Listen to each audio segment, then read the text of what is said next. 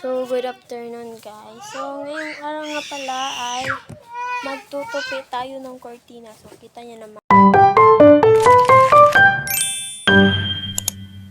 Cortina ito, diba?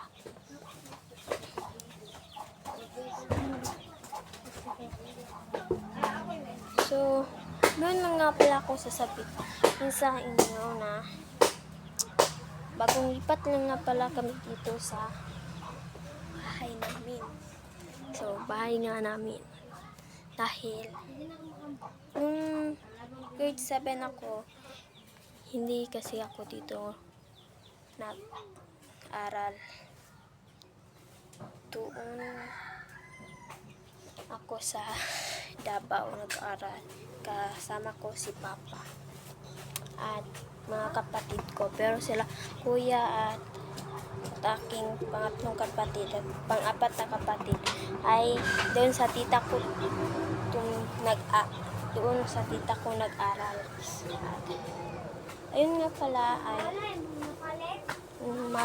at malapit na nga pala akong mag-grade 8. So, pag-isipan nga ni Papa na dito na lang kami sa bahay namin dahil wala namang tao dito sa bahay namin na titira. At sayang naman dahil malaki nga ang bahay namin. So, masayang lang kapag masira. So, pag-desisyonan ni Papa na dito na lang kami. Dahil marami nga kami. Like, 8 nga pala kami magkakapatid. So, magkakapatid guys.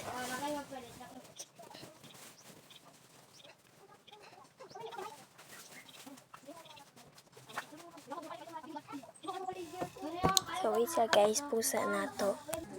So, ito nga. So, marami nga kaming cortina. So, hindi pa nga. Dahil marami pa. Nandito pa.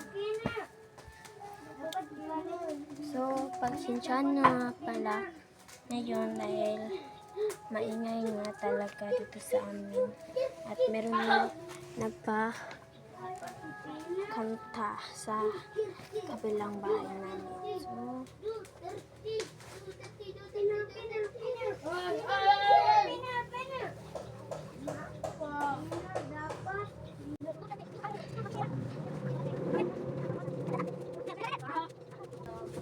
yun eh, ipalit si Pinner ba? Pinner ba? Pinner.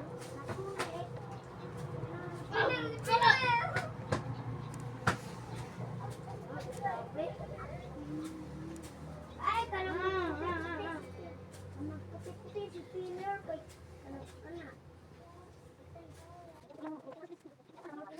Ay, nagpalit na ko anak.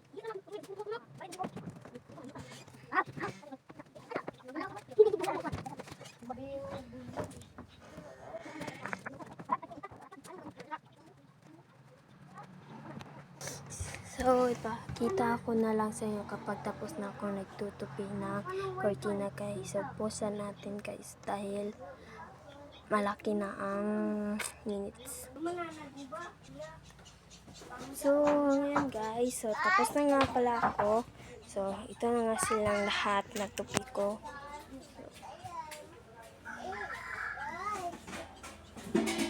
So, marami-rami nga pala sila ang natupi ko. So, hanggang dito na lang guys. Bye! Thank you for watching.